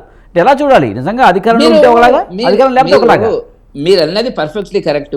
ఎల్ఆర్ఎస్ ఉండేదండి టిఆర్ఎస్ గవర్నమెంట్ లో, బీఆర్ఎస్ గవర్నమెంట్ లో ఎల్ఆర్ఎస్ వచ్చింది, 10,000 రూపాయలు వసూలు చేసినారు. అది ఎక్కడ పోయిందో ఏందో అనేటువంటి పద్ధతి లోపల రెగ్యులరైజ్ చేస్తాం అనేటువంటిది. ఆ కాలంలో కోమటిరెడ్డి వెంకటరెడ్డి లాంటి ఇప్పుడున్న మంత్రులు మాట్లాడింది మనం ఒక్కసారి వీడియో ప్లే చేస్తే, మేము వచ్చిన తర్వాత ఉచితంగా చేస్తామన్నారు. ఇప్పుడు మళ్ళీ అదే పద్ధతిలో పోతున్నారు కదా, వాళ్ళు డబ్బులు వసూలు చేస్తున్నారు కదా. కాబట్టి నేను అన్నది ఏంటంటే పదవిలో ఉన్నప్పుడు కాంగ్రెస్ మాట్లాడింది ఒకటి, లేనప్పుడు ఒకటి, వచ్చినప్పుడు ఇంకోటి ఈ రకంగా మాట్లాడుతున్నటువంటి సందర్భం మనకు కనపడుతున్నటువంటిది. కాబట్టి వాళ్ళ ఏం జరుగుతున్నటువంటిది? కేసీఆర్ గారు 1,20,000 కోట్ల విలువ కలిగినటువంటి పెట్టుబడి అంటే ఇన్వెస్ట్మెంట్ ఉన్నటువంటి కాళేశ్వరం ప్రాజెక్ట్ లో చేసినటువంటి అవినీతి, దాని చర్చ నేను జరుగుతున్నది, కమిషన్, జ్యుడిషియరీ జరుగుతున్నటువంటిది. ఏ ప్రభుత్వమైనా ఇప్పుడు రేవంత్ రెడ్డి గారు ఏంటంటే అట్లాగే 1,00,000 పైన పెట్టుబడి ఉండేటువంటి ఏదైనా ఒక ప్రాజెక్టుని తీసుకోవాలా, ఆ ప్రాజెక్టుకు సంబంధించినటువంటి దాంట్లో రేపు అవినీతికి స్కోప్ ఏర్పడుతుంది. అందులో ఇంకా కేసీఆర్ గారు అంటే కాళేశ్వరం కొంత లెక్కన్న దొరుకుతుంది, ఈ మూసీకి వచ్చేటప్పటికి లెక్కలు దొరకవు, ఏం దొరకవు, ఎక్కడ పూడుస్తున్నారు, ఎక్కడ చేస్తున్నారు, ఏం చేస్తున్నారు అనేటువంటి లెక్కలు దొరకనటువంటిది. దీనికోసం ఏం చేస్తున్నారు? ఇప్పుడు ఒక హైప్ క్రియేట్ చేయడానికి, రియల్ ఎస్టేట్ హైప్ క్రియేట్ చేయడానికి మా మహేశ్వరం ప్రాంతం లోపల ఇవాళ బేగరకంచ, మీర్ఖాన్పేట, అక్కడ ముచ్చర్ల ప్రాంతం లోపల ఇవాళ ఏంటంటే 4th సిటీ వస్తుంది అనేటువంటి ఒక ఉపన్యాసాన్ని ఇవ్వడం జరుగుతున్నటువంటి పరిస్థితి. కాబట్టి కింద మీద పడుతున్నారు, ఏం చేయాలో అర్థమైతలేదు. ఆ ధరణి ఏమైందో ఇంతవరకు అర్థం కాలేదు. ధరణి సమస్యలు అట్లాగే కొనసాగుతున్నాయి. నేను ప్రాక్టికల్గా చెప్తున్నాను. నేను 1-2 కేసులు మా బంధువుల గురించి కేసులు వెళ్ళడం జరిగినప్పుడు 4 నెలల నుంచి నాలాంటి వాడికే జరిగేటటువంటి డిజిటల్ సిగ్నేచర్ చేంజ్ కూడా ఇవాళ అధికారులు ముందుకు రావడం లేదు. కాబట్టి నేను చెప్తున్నది ఏంటంటే ఏదో ఒక డ్రామా క్రియేట్ చేస్తున్నారు. డ్రామా లోపల మనతో పాటు డిబేట్లో పాల్గొన్నందుకు విజారియా క్షత్రియ గారు, బీఆర్ఎస్ రాష్ట్ర నాయకులు మనతో ఉన్నారు, ఆయనతో మాట్లాడదాం. విజయ క్షత్రియ గారు నమస్తే అండి. సార్, ఎలా చూడాలి మూసీలో ఆక్రమణ తొలగించేందుకు చేస్తున్న ప్రయత్నాల్లో ప్రజల నుంచి తీవ్ర వ్యతిరేకత వ్యక్తం అవుతుంది. వాళ్ళందరికీ పునరావాసం కల్పిస్తామని చెప్తోంది ప్రభుత్వం. అయినప్పటికీ కూడా వాళ్ళు ఒప్పుకోని పరిస్థితి కనిపిస్తుంది. అటు ప్రతిపక్షం అటు అధికార పక్షాలు రెండూ కూడా ఒకరిపై ఒకరు విమర్శలు చేసుకుంటున్నారు. ఒకళ్ళేమో వేల కోట్లు అవినీతి ఉంది ఇందులో అని చెప్పి బీఆర్ఎస్ ప్రభుత్వం అంటున్న పరిస్థితి, మీరేమంటారు? ఇప్పుడు మా నాయకులు కేటీఆర్ గారు, హరీష్ రావు గారు, అలాగే తదితర మరి ఎమ్మెల్యేలు కూడా ఈరోజు రెస్పాన్స్ అవుతూ ఉన్న విషయం మీరు చూస్తూ ఉన్నారు. ఇందులో భాగంగా వాస్తవంగా రేవంత్ రెడ్డి గారి ద్వంద్వ వైఖరి, ఒంటెద్దు పోకడ అనేది మరి ప్రజలకు కష్టాలు తెచ్చిపెడతా ఉన్నది. హైడ్రా అనేది చాలా మంచి చట్టం. Disaster response and asset protection అనేది ఏదైతే ఉందో, అసెట్ ప్రొటెక్షన్లో భాగంగా మరి ప్రభుత్వానికి సంబంధించిన ల్యాండ్ను రీస్టోరేషన్ చేయడము, అలాగే నదులు, కుంటలు, చెరువులు, వాగులు, అలాగే నదీ పరివాహక ప్రాంతానికి సంబంధించినటువంటి వాటిని అన్నిటిని కూడా బఫర్ జోన్ను, తర్వాత ఎఫ్టీఎల్లో ఉన్నటువంటి మరి ఏవైతే నిర్మాణాలు ఉన్నాయో వాటి తీసేయాలనేది చాలా చక్కటి ఆలోచన, తప్పు కాదు అది. కానీ సిస్టమేటికల్గా తీయాలి, శాస్త్రీయబద్ధంగా తీయాలి, రాజ్యాంగబద్ధంగా తీయాలని అంటున్నాం. మొదటి నుంచి చెప్పుకుంటూ వస్తున్నాం మేము. ఏమని అని అంటే వాళ్ళకు ముందు నోటీసులు ఇవ్వాలి, ప్రజలను విశ్వాసంలోకి తీసుకోవాలి. ప్రజలు తెలిసి తెలియక తప్పులు చేసినప్పుడు వాళ్ళను కూర్చోబెట్టి మాట్లాడి తప్పు జరిగింది, ఇది మనం సవరించుకోవాలి అని చెప్పగలిగిన రోజు ప్రభుత్వం మీద విశ్వాసం ఉంటుంది. మరి అన్నప్పుడు వీళ్ళు దౌర్జన్యంగా కూల్చడం అనేది ఇది ఎవరు ఒప్పుతారు? ప్రజలు ఒప్పరు కదా. మొన్న చూశారు కదా, మరి స్త్రీలు, గర్భిణీ స్త్రీలు ఏడుస్తుంటే కూడా మరి చూడకుండా మరి అమానవీయ కోణంలో దాన్ని కూల్చివేయడం అనేది చాలా మరి మంచి పద్ధతి కాదండి ప్రభుత్వాన్ని. అట్లనే ఈరోజు ప్రభుత్వాలు ఏవైనా, ప్రభుత్వాలు మారినా కూడా ఏ ప్రభుత్వమైనా ప్రజా సంక్షేమాన్ని కోరాలి, ప్రజల మంచి కోరాలి. కాబట్టి మరి వీళ్ళు చేస్తున్న ఏదైతే తప్పిదాల వల్ల, అంటే యాక్చువల్లీ శాస్త్రీయ పద్ధతిలో మరి ఏదైతే హైడ్రా అమలు ఏదైతే శాస్త్రీయ పద్ధతిలో జరగట్లేదు, అది ఇక్కడ వచ్చిన ప్రాబ్లం అన్నప్పుడు మరి ముఖ్యమంత్రి గారు ఈరోజు చూడండి, ఒకవైపు సుందరీకరణ అంటాడు, మూసీ నది సుందరీకరణ అంటాడు, తర్వాత హైడ్రా ద్వారా మరి అసెట్ ప్రొటెక్షన్ అంటాడు, చాలా బాగుంది. మరి ఆయననే డిజాస్టర్ క్రియేట్ చేస్తే ఎట్లా? మీకు డిజాస్టర్ చెప్తా. ఈరోజు అనంతగిరి కొండలలో మరి పుట్టినటువంటి మూసీ నది పేరు చెప్పుకొని ఈరోజు 10,000 కోట్ల రూపాయలు దానికోసం సుందరీకరణ కోసము మరి ఫండ్ కూడా రిజర్వ్ చేయడం జరిగింది. అసలు మూసీ నదే లేకుండా చేద్దామంటే ఎట్లా? అక్కడ మరి అనంతగిరి కొండలలో వికారాబాద్ జిల్లాకు సంబంధించిన అనంతగిరి కొండలు, తర్వాత ఏదైతే దామగుండం అడవి ఉన్నదో, మరి రిజర్వ్ ఫారెస్ట్ ఉందో, దాన్ని మొత్తం నరికివేతకు మరి సంతకం పెట్టినటువంటి ముఖ్యమంత్రి. మీరు చూడండి, ఇది విచిత్రమైన పరిస్థితి. అంటే అక్కడ మూసీ నది ఎక్కడైతే పుట్టిందో నదులు, తర్వాత కాగ్నా నది, తర్వాత ఈసీ నది, 3 నదులకు జన్మస్థానమైనటువంటి వికారాబాదీ కొండలను నిర్మానుష్యం చేయాలని, నాశనం చేయాలని ఈరోజు మోదీ గారి ప్రభుత్వము, తర్వాత ఇక్కడ ఉన్నటువంటి రేవంత్ రెడ్డి గారి ప్రభుత్వం ప్రయత్నం చేస్తే మరి ఆ అడవిని కాపాడాల్సిన బాధ్యత ఎవరిది అన్నప్పుడు, మరి ఈ హైడ్రా అన్నప్పుడు చాలా, ఇప్పుడు మేము మొదటి నుంచి కూడా చెప్తా ఉన్నాం, దీన్ని శాస్త్రీయబద్ధంగా చేయండి, మంచి ఆలోచన. ఎందుకంటే ప్రకృతి లేకపోతే మనం లేము, ప్రకృతికి హాని రావద్దు అనే మంచి తలంపుతోటి చేస్తున్నప్పుడు దాన్ని ప్రజలను విశ్వాసంలోకి తీసుకోవాలి అని అంటున్నాం. అంటే ఇక్కడ హైదరాబాద్లో కూడా మేము అదే అంటున్నాము, అక్కడ వికారాబాద్లో కూడా మేము అదే అంటున్నాం. ఏంటి అంటే ప్రజలు ఎవరిని అడిగి మీరు ఈ రాడార్ వ్యవస్థను, మరి ఆయుర్వేద వనమూలికలు, తర్వాత ఆయుర్వేదం చెట్లు ఉన్నటువంటి ఈరోజు మన మహారాష్ట్ర, కర్ణాటక, తమిళనాడు, కేరళ, ఒరిస్సా మన ప్రాంతం ఏదైతే ఉన్నదో, ఏ ప్రాంతంలో లేనటువంటి స్వచ్ఛమైన ప్రకృతి సిద్ధమైనటువంటి ఆయుర్వేద హబ్ అది. ఆ హబ్ను మొత్తం సర్వనాశనం చేద్దామని చెప్పి ఈ రాడార్ వ్యవస్థకు స్థలం లేదా ఎక్కడ భారతదేశంలో? తెలంగాణకి ఏమవసరమైన రాడార్ వ్యవస్థ? ఇప్పుడు ఈరోజు ఓడరేవులకు సంబంధించి ఇంకొకటి, మరి నౌకాదళంకు సంబంధించినటువంటి ఈస్టర్న్ మరి కమాండ్ విశాఖపట్నంలో ఉంది. మరి విశాఖపట్నానికి సంబంధించినటువంటి హైదరాబాద్, అంటే మన ఆంధ్రప్రదేశ్ ఎక్కడి నుండి అయితే మొదలవుతుందో, ఇటు కర్ణాటక నుండి, మహారాష్ట్ర నుండి, తర్వాత ఇక్కడ తమిళనాడు నుండి ఇక్కడ ఒరిస్సా వరకు ఈస్టర్న్ ఘాట్స్ ఉన్నాయి, తూర్పు కనుమలు ఉన్నాయి. ఆ తూర్పు కనుల మీద ఎత్తైన కొండలు ఉన్నాయి, ఆ కొండల మీద పెట్టొచ్చు కదా రడార్ వ్యవస్థను. లేదు రాజస్థాన్లో ఉన్న ఎడారిలో పెట్టొచ్చు కదా. అలాంటి సందర్భంలో తెలంగాణకు సంబంధమే లేనటువంటి రాడార్ వ్యవస్థను అనవసరంగా ఒక మంచి దట్టమైన అడవి, అది కూడా ప్రకృతి సిద్ధంగా ఏర్పాటైనటువంటి అడవి, అది కూడా ఆయుర్వేద అడవి, ఆయుర్వేద వనమూలికలు మొక్కలు ఉన్నాయి. అలాంటి మంచి అడవిని 3000 ఎకరాలను సర్వనాశనం చేయడానికి ఈరోజు హైకోర్టుకు తప్పుడు రిపోర్ట్లు ఇచ్చి, అది కూడా ఏమని అంటే అక్కడ ఖాళీ స్థలం ఉన్నది, చెట్లు లేవు, ఉంటే కూడా చాలా చిన్న శాతంలో ఉన్నాయని చెప్పి తప్పుడు రిపోర్ట్లు ఇచ్చి హైకోర్టును కూడా తప్పుదారి పట్టించి ఈరోజు అడవి నరకడానికి మరి రడార్ వ్యవస్థను నిర్మాణం చేయడానికే ఈరోజు అనుమతులు ఇచ్చిన రేవంత్ రెడ్డి గారు ఒకవైపు ఏమో రక్షిస్తూ అంటాడు, మరి ఒకవైపు ఆయన్నే భక్షిస్తూ ఉంటే మరి ఎవరు కాపాడాలి? ముఖ్యమంత్రి కదా. కానీ హైడ్రా శాస్త్రీయ పద్ధతిలో నిర్మాణాలు కూల్చివేయాలని చెప్తున్నారు, ఆక్రమణ నిర్మాణాలని. కానీ ప్రతిపక్షాలు దీన్ని రాజకీయం చేస్తున్నాయి. ప్రతిపక్షాలు ఆక్రమించిన కొన్నింటి మీద చర్యలు తీసుకున్నప్పుడే కావాలని రాద్ధాంతం చేస్తున్నాయని కాంగ్రెస్ అంటుంది. నేను ఇప్పుడు సాది గారు చెప్పిన ముచ్చటతోటి అలాగే మన వెంకటరెడ్డి అన్న చెప్పిన ముచ్చట నేను ఏకీభవిస్తా. 111 ఏరియాలో నదీ పరివాహక ప్రాంతం ఉంది, నీవు అటు నుండి తీసుకొని రావాలి. హైడ్రా ఉత్త ఏదో 4 గోడల మధ్యలో కాదు కదా, ఉత్తర ఏది ఓఆర్ఆర్ చుట్టూ కాదు కదా హైడ్రా అనేది. నీకు 100 కిలోమీటర్ల రేడియస్ లో ఉన్నటువంటి హైడ్రాని ఇంప్లిమెంటేషన్ చేస్తే బాగుపడుతుంది. కానీ నువ్వు ఇక్కడ 4 కిలోమీటర్లు 5 కిలోమీటర్ల ఏం చేస్తావు? మూసీ నదే నువ్వు చంపేస్తున్నావు, మూసీ నది జలాలనే చంపేస్తున్నావు, పుట్టుకనే చంపేస్తున్నావు, గర్భగుడినే చంపేస్తున్నావు. నువ్వు అక్కడనేమో డిజాస్టర్ చేస్తావు, నువ్వే ఆయనే డిజాస్టర్ చేస్తావు ముఖ్యమంత్రి, అవునా?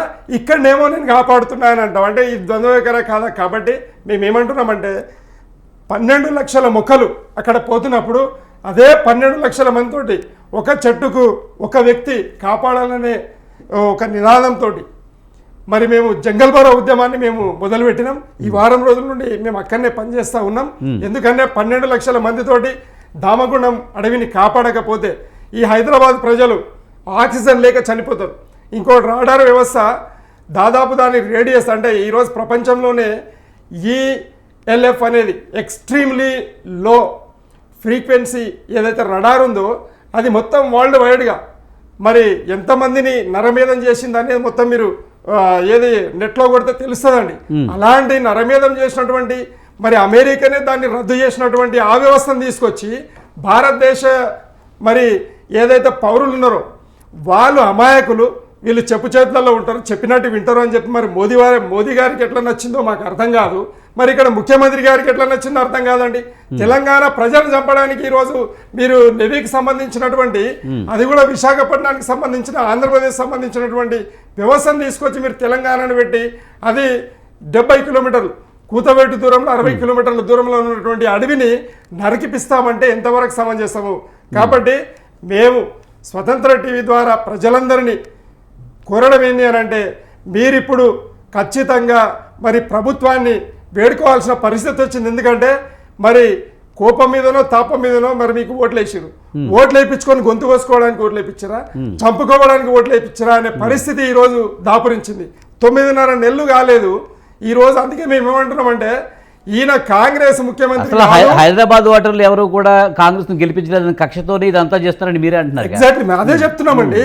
వాళ్ళు కక్షపూరితంగా ప్రతీకారేచ్ఛతో మాత్రమే ఇవన్నీ కార్యక్రమాలు జరుగుతూ ఉన్నాయి. ప్రజల మీద కక్ష కట్టినటువంటి రేవంత్ రెడ్డి గారు ఈరోజు హైదరాబాద్ ప్రజలకు దిక్కు దివానా లేకుండా పోయింది. ఎందుకనంటే 15 సీట్లు మాయున్నాయి.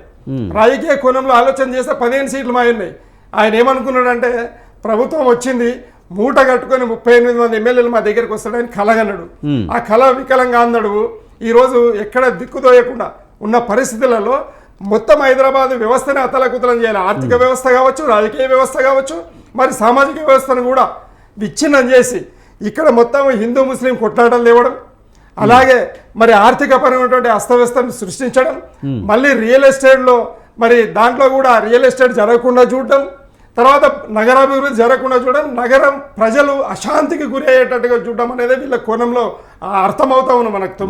ప్రభుత్వం ఫెయిల్యూర్ అవుతుంది కదా, కావాలని ప్రభుత్వం ఫెయిల్యూర్ చేసుకుంటారంటే ఎగ్జాక్ట్లీ ఇక్కడ ప్రాబ్లం ఏముందంటే కాంగ్రెస్ పెద్దలకు మేము మొదటి నుంచి చెప్పుకుంటూ వస్తున్నాము, మీ కాంగ్రెస్ నాశనం చేయనిగా రేవంత్ రెడ్డి వచ్చిండు, మీరు ఆ రేవంత్ రెడ్డిని దించేస్తే గాని మీ కాంగ్రెస్ ఎందుకంటే రేపు పొద్దుగా ఓట్లు పడతాయండి రాజకీయ పార్టీకి ఎవరైనా ఇంకొక విషయం చెప్పండి విజయారయ్య గారు, ఓట్లేయరు. ముఖ్యంగా మూసీ శుద్ధి వెనుక అసలు ఉద్దేశం వేరే. వేల కోట్ల అవినీతి జరగబోతుంది. పాకిస్తాన్ కంపెనీలకి ఈ కాంట్రాక్టులు అప్పచెప్పడం కోసమే ఈ ప్రయత్నం అంటున్నారు. ఈ పాకిస్తాన్ కంపెనీ ఏంటి, వేల కోట్ల అవినీతి జరగబోతుంది అనేది ముందుగా కేటీఆర్కి ఎలా తెలుసు? ఇక్కడ మనం గమనించాల్సిన విషయం 10 సంవత్సరాలు పరిపాలన ఉన్న పార్టీ. నీకు ఇంటెలిజెన్స్ ఎంత ఉందో మాకు కూడా ఇంటెలిజెన్స్ మాకు అంతే ఉంటుంది.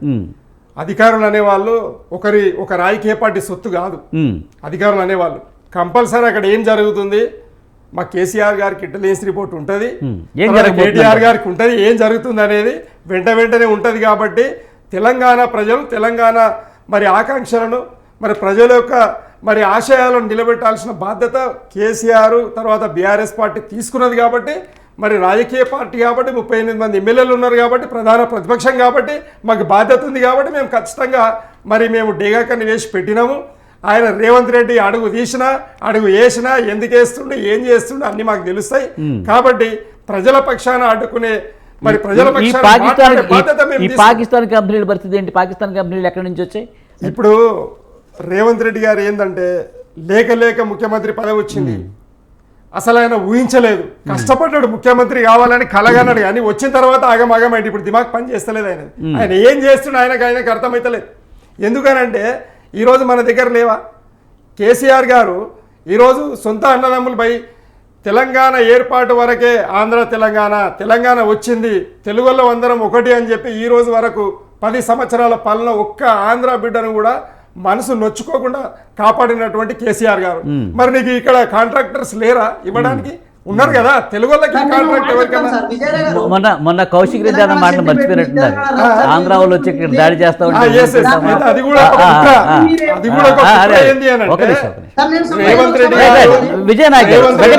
మాట్లాడదు. రైట్ ఒక్క నిమిషం మీరు చెప్పండి. రేవంత్ రెడ్డి గారు తర్వాత ఉత్తమ్ కుమార్ రెడ్డి గారు ఎక్కడ వాళ్ళు ఎవరన్నా ఉండనియండి, ఆయన ఒక కౌశిక్ రెడ్డి, ఈయన ఒక ఉత్తమ్ కుమార్ రెడ్డి, ఈయన ఒక రేవంత్ రెడ్డి. మీరు ఇది యాది పెట్టుకోవాలి. ఎందుకనంటే ఇలా గేమ్స్ ఎంత డేంజర్ ఉంటాయంటే అవతలోడు ఇంకా ఏ పార్టీలోనే ఉండని కానీ మాది నడవాలనే కాంక్షతోటి ఇవన్నీ కుట్రలు కుతంత్రాలు అంతా ఉన్నారు. మన వెంకటరెడ్డి అని కేసీఆర్ తెలీదా నిజంగా మీరు రెడ్డి అని చెప్పారు? అదే కౌశిక్ రెడ్డిని పక్కన పెట్టచ్చు. తప్పదు కదండి, పార్టీ అన్ని కులాలకు సమానత్వం ఇవ్వాలి కాబట్టి ఇవ్వడం తప్పదు. కానీ వాళ్ళు ఇట్లా దోకా చేస్తారని ఏం తెలుసు? ఎవరినైనా ఆంధ్ర ప్రజలను తిట్టమని కౌశిక్ రెడ్డి గారికి కేసీఆర్ గారు చెప్పుంటారా? మీరే చెప్పండి. కౌశిక్ రెడ్డి తిట్టాడు మరి కౌశిక్ రెడ్డి ఆయన వ్యక్తిగతమైన ఆయన ఒప్పుకున్నాడు. నేను మా పార్టీ తరఫున నేను మాట్లాడలేదు, నేను వ్యక్తిగతమైన ఆయన ఒప్పుకున్నాడు. అయితే ఇక్కడ ప్రాబ్లం ఏంటంటే ఇప్పుడు మన వెంకటరెడ్డి అని అంటారు వెంటిలేటర్ మీద ఉన్నదంట. వెంటిలేటర్ మీద అనేది మోదీ గారు వెంటిలేటర్ మీద ఉన్నారు. ఈరోజు చంద్రబాబు నాయుడు నితీష్ కుమార్ గారి పుణ్యాన ఈరోజు మోదీ గారు ప్రధానమంత్రి ఉన్నాడు. 5 సంవత్సరాలు వెంటిలేటర్ మీద ఉన్నారు. మేము లేవు. మాకు బహిరంగంగా ప్రజలు ప్రధాన ప్రతిపక్షం ఇచ్చిండ్రు. మేము నిద్రపోనీయం మోదీని, మేము నిద్రపోనీయం రేవంత్ రెడ్డిని. అట్లనే ఇక్కడ చూడండి కుమ్మక్కైన అన్నారు కదండి, దానికి జవాబిస్తాను నేను. మేము ఎట్లా కుమ్మక్కైనట్టండి? ఈరోజు నేవీ బేస్ కంపెనీ ఏదైతే ఇండియన్ నేవీ రాడార్ వ్యవస్థ ఉందో, రాడార్ వ్యవస్థ తెలంగాణకు వద్దు అని చెప్పి మా కేసీఆర్ గారు ఆపిరు 10 ఏళ్ల నుండి. 2010లో శాంక్షన్ అయింది కానీ పెట్టలేదు. ఎందుకంటే అది రేడియేషన్ వల్ల మొత్తం తెలంగాణ ప్రజలు ఆగమవుతారు. కాబట్టి మాకు వద్దు భయ, మాకు సముద్రమే లేదు, ఆ పంచాయతీ మాకెందుకు, మీరు విశాఖపట్నంలో పెట్టుకొని లేకపోతే ఇంకో వేరే ఏ రాష్ట్రంలోనే పెట్టుకొని రాజస్థాన్లో పెట్టుకొని మాకు. రెండవది ఇట్లా కుమ్మకి ఇక్కడ చూడండి, అక్కడనేమో మోదీ గారు చంద్రబాబు నాయుడు గారు ఈయన ఇద్దరు ఒకటి అయిపోయి ఈరోజు తెలంగాణ ప్రజలను చంపనీకే రాడార్ వ్యవస్థ తెలంగాణలో పెడతా ఉన్నారు. తర్వాత 3000 ఎకరాల మా రిక్వెస్ట్ ఒకటి ప్రజలకు కానీ ప్రభుత్వానికి కానీ కేంద్ర రాష్ట్ర ప్రభుత్వాలకు తెలంగాణకు రాడారు వద్దు, తెలంగాణకు రాడారు వద్దు, తెలంగాణకు రాడారు వద్దు. వెంకట్ నాయక్ గారు మీరే చెప్పండి. ఇప్పుడు మీరే చెప్పండి. ముఖ్యంగా మూసి శుద్ధి వెనక చాలా అవినీతి కుంభకోణాలు ఉన్నాయి. పాకిస్తాన్ కంపెనీలకి కట్టబెట్టేందుకే ప్రయత్నాలు జరుగుతున్నాయని కేటీఆర్ అన్నాడు. మరి ఏంటి ఆ పాకిస్తాన్ కంపెనీలు, ఏంటి అవినీతి అనేది మీరు చెప్పాలి, లేకపోతే బీఆర్ఎస్ వాళ్ళు చెప్పాలి? సార్ ఇప్పుడు కేటీఆర్ గారి నరం లేని నాలుకే ఎట్లా పడితే అట్లా మాట్లాడుతుంది. నేను మాట స్పష్టంగా చెప్పదలుచుకున్నా. చందమామ అందంగా ఉంది కానీ దాంట్లో మచ్చలు ఉన్నాయని చెప్పి మచ్చలు వెతుక్కునే తీరులో ఈ రోజు బీజేపీ పార్టీ కానీ బీఆర్ఎస్ పార్టీ ఉంది. నేను ఇంకా రాజకీయాల్లో ఎంత అనుభవం ఉన్న Right, తమ్మి, right, వెంకటేష్ right. ఎంత అనుభవం విజయారి గారు, ఉంది విజయారి మీకు? గారు. ఎంత ఆయన అనుభవం ఉంది? మాట్లాడండి. ఎంత అనుభవం ఉంది? విజయారి గారు, మీరు రేవంత్ రెడ్డి గారు మెప్పు కోసం మీరు మాట్లాడుతున్నారు. మాకు మెప్పు అవసరం లేదు. Right. విజయారి గారు. లేకుడు కాలము, విజయారి గారు. ఎవరి కాలం Right. లేదు, Right. ఎవరి అధ్యక్షం లేదు. Right. తెలంగాణ విజయారి గారు, ప్రజల విజయారి గారు, కోసం విజయారి గారు. మాత్రమే మాట్లాడతాం. తెలంగాణ ప్రజల ఏదైతే ఉన్నదో కాంక్షను Right. ఖచ్చితంగా వచ్చేటట్టు మేము మాట్లాడతాం కానీ Right. మేము సార్, ఒక ఎవరి మాట మెప్పు కోసం చెప్తున్నా. మాట్లాడం. Right. సార్, ఒక మాట చెప్తున్నా, వినండి. Right. సార్, మీరు వినండి. రైట్ రైట్ చెప్పండి వెంకట నాయక్ గారు. అమృత్ పథకంలో పెద్దిరెడ్డి రామచంద్రారెడ్డి గారు మెగా కంపెనీ, భుజా కంపెనీ, వీటి వేటికి తెలంగాణ ఆత్మగౌరవంతో తెలంగాణతో సంబంధం లేదు. ఈ రోజు మీరు చెప్పదలుచుకున్న పాకిస్తాన్ కంపెనీలతో లింకులు ఉన్నాయని చెప్పి మళ్ళీ సెంటిమెంట్ ఏది రెచ్చగొట్టాడు. Right. ఏదో సుజన్ రెడ్డి గారు దానికి దీనికి సంబంధం ఉందని చెప్తే కంతాల పెద్దిరెడ్డి గారు మీ మాజీ ఎమ్మెల్యే బయటకు వచ్చి స్టేట్మెంట్ ఇచ్చేంత వరకు తర్వాత మళ్ళీ ఇంట్లో కూర్చోవాల్సి వచ్చింది మీరు. సో మేము రాజకీయాలు పోదలుచుకోలేదు, రాజకీయాలు మాట్లాడదలుచుకోలేదు. ఈ రోజు ఇష్యూ ఏంటి? మూసీ నది ప్రక్షాళన. దాన్ని మీరు సపోర్ట్ చేస్తారా, వ్యతిరేకిస్తారని చెప్పి మీ అంశాల మీద పోదలుచుకోలేదు. కానీ ఒక మాట స్పష్టంగా చెప్పదలుచుకున్నాం సార్. ఎన్కన్వెన్స్ స్కూల్ చేసిన తర్వాత కూడా పక్కనున్న పేదోళ్ళ గుడిసెలను, పేదోళ్ళ ఇళ్లను ముట్టుకోలేదు సార్. హైడ్రా కమిషనర్ గారు చాలా స్పష్టంగా ఈ విషయం చెప్పారు. తిరుపతి రెడ్డి గారికి రెవెన్యూ శాఖ మన నోటీసులు జారీ చేస్తే అదే రెవెన్యూ శాఖ నుంచి మాకు నోటీసులు వచ్చాయని చెప్పి హైకోర్టు నుంచి వాళ్ళు స్టే తెచ్చుకున్నారు. వాళ్ళు కూల్చడానికి కూడా, కూల్చివేయడానికి కూడా మేము సిద్ధమని వాళ్ళు చెప్పేశారు. మేము ఇంకో మాట చెప్పదలుచుకున్నాం సార్. వీళ్ళు బీఆర్ఎస్ ఏమో పేద ధనిక అనే విషయం తీసుకొస్తుంది, బీజేపీ ఏమో హిందూ మతం దాంట్లో పాటు ఫాతిమా కాలేజీని ఎందుకు కూల్చొద్దు, ఓవైసీది కాబట్టి కూల్చొట్లేదా అని చెప్పి వాళ్ళు చెప్పే ప్రయత్నం చేస్తున్నారు. పల్లారాజేశ్వర రెడ్డి గారి కానీ, ఫాతిమా కాలేజ్ కానీ, లేకపోతే మల్లారెడ్డి గారి కానీ, ఇది ఎడ్యుకేషనల్ ఇన్స్టిట్యూషన్స్, దీంట్లో ఎంతో మంది విద్యార్థుల భవిష్యత్తు ఉందని చెప్పి కానీ ఏదైనా ఆక్రమణలే కదా, ఆక్రమణలు ఏదైనా సరే కూల్చివేయాల్సిందే కదా. మరి ఇంట్లో కూడా చాలా మంది ఉంటారు, వాళ్ళు నివాసం ఉంటున్నారు, వాళ్ళనే రోడ్డు మీద గెట్టినప్పుడు మిగతా విద్యా సంస్థల విషయంలో కానీ ఏదేమైనా సరే కూల్చివేత చేయాల్సిందే కదా, కనీసం నోటీసులు ఇవ్వాల్సిందే కదా. సార్ లెట్ మీ కంక్లూడ్, నన్ను చెప్పలేదు సార్. నేనేమంటున్నాను, సున్నం చెరువు, చింతల చెరువు, ఈ 2 ఎగ్జాంపుల్ తీసుకున్నాం. కూకట్పల్లి అనేది 3 ఎగ్జాంపుల్ తీసుకుందాం. సున్నం చెరువుని, చింతల చెరువు విషయంలో అక్కడ ఏం జరిగిందనే విషయం మనకంతా తెలుసు. హైడ్రామా నడిచింది, దానికి ఎంతమంది వెనక నుంచి భూ కబ్జాదారులు ఎలా ప్రొవోకేట్ చేశారని చెప్పి కమిషనర్ గారు చాలా స్పష్టంగా చెప్పారు. కుకట్పల్లి విషయానికి వచ్చినప్పుడు కమర్షియల్ గా కట్టుకున్నారో చెరువుని పూర్తిగా, చెరువుని పూర్తిగా ఆక్రమించిన వాళ్ళు కమర్షియల్ గా కట్టుకున్నారో దాన్ని కూల్చివేస్తామని చెప్పి నోటీసులు ఇచ్చిన తర్వాత కూడా అట్లా ఉన్న సామాన్లు బయట తీయకుండా ఈ నాయకులు ఎమ్మిడిపోవడం, ఆ నాయకులు ఎమ్మిడిపోవడం, తీరా హైదరాబాద్ వచ్చినప్పుడు ఏది బుల్డోజర్ కి అడ్డుకోవడం లాంటి చర్యలు జరిగాయి. సో దాన్ని కమిషనర్ గారు సమాధానం చెప్పారు. మేమేమంటున్నాం అంటే సార్, ఎన్కన్వెన్షన్ కూల్చివేసిన హైడ్రా పక్కనున్న పేదల గుడిసెను కూల్చివేయలేదంటే అదే ఎగ్జాంపుల్ ప్రతి చోట ఎందుకు మనం అప్లికబుల్ చేసుకోవద్దు? సో కొంతమంది పెట్రోల్ వేసుకుంటున్నారు, కొంతమంది బయటకు వచ్చి ఏడుస్తున్నారు. ఎవరి వెనకాల ఎవరి ఇంటెన్షన్ ఏముందని చెప్పి హైడ్రాని చాలా స్పష్టంగా గ్రౌండ్ రిపోర్ట్ తయారు చేసుకున్న తర్వాత, హోంవర్క్ చేసుకున్న తర్వాతే పోతుందని చెప్పి హైడ్రా కమిషనర్ గారు చెప్పారు.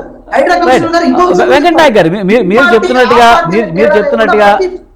మీరు చెప్తున్నట్టుగా మేమైతే పేద నీళ్ళు కోల్చలేదని చెప్తున్నారు. కానీ నిజానికి హైడ్రా విషయంలో కొంత మంచి రెస్పాండ్ వచ్చింది మొదట. కానీ ఇప్పుడు పేదల ఇల్లు కూడా కూల్చివేస్తున్న నేపథ్యంలో ఇలాంటి పరిస్థితి వచ్చింది. కానీ మీరు చెప్తున్నారు కొన్ని సందర్భాల్లో నిర్దాక్షిణ్యంగా కూల్చేసిన సందర్భాలు చాలా ఉన్నాయి. కానీ రేవంత్ రెడ్డి అన్న ఇంటికైతే నోటీసులు ఇచ్చారు, కానీ ఇప్పటి వరకు కూల్చలేదు. ఈ అంశాన్ని పర్టికులర్ ప్రతిపక్షాలు పదే పదే తీసుకొస్తున్నాయి. దానికి నోటీసులు ఇచ్చింది హైడ్రా కాదు సార్. దానికి అదొక్కటే కాదు, 20,000 వరకు ఉన్న ఇల్లులకి రెవెన్యూ డిపార్ట్మెంట్ నోటీసులు ఇచ్చింది. హైడ్రా నోటీసులు ఇస్తే కూల్చేస్తారు. రెవెన్యూ నోటీసులు ఇవ్వడం అంటే దాని నుంచి ఆన్సర్ రావాల్సి ఉంటుంది. ఆన్సర్ రీజనబుల్ గా ఉంటే కూల్చేరు, రీజనబుల్ గా లేకపోతే కూల్చేస్తారు. హైడ్రాకు రెవెన్యూ డిపార్ట్మెంట్ కి డిఫరెన్స్ తెలియాల్సి ఉంటుంది. వీలైతే నేను చెప్తున్నది అబద్ధం అని మీకు తెలిస్తే మీరు పోయి ఏది దాంట్లో వెబ్సైట్ లో పోయి చెక్ చేసుకోవచ్చు. First point. సరే, ఇంకో పాయింట్ నేను చెప్పదలుచుకున్నది ఏంటంటే, ఇందాక సాదిక్ సార్ ఒక మాట చెప్పారు, రీహాబిలిటేషన్ కల్పించకుండా ఎట్లా ఉంటున్నారు, రీహాబిలిటేషన్ కల్పిస్తున్నారు కదా అని చెప్పి. సార్ ఒక మాట స్పష్టంగా చెప్పదలుచుకున్నాం. ఈ రోజు 15,000 వరకు అలాట్ చేసిన ఇల్లులందరూ పేద ప్రజలకు, మధ్యతరగతి ప్రజలకు, ఎవరైతే బతకడానికి హైదరాబాద్ వచ్చిన ప్రజలకు మాత్రమే 15,000 ఇళ్ల వరకు మాత్రం కేటాయించడం జరిగింది సార్.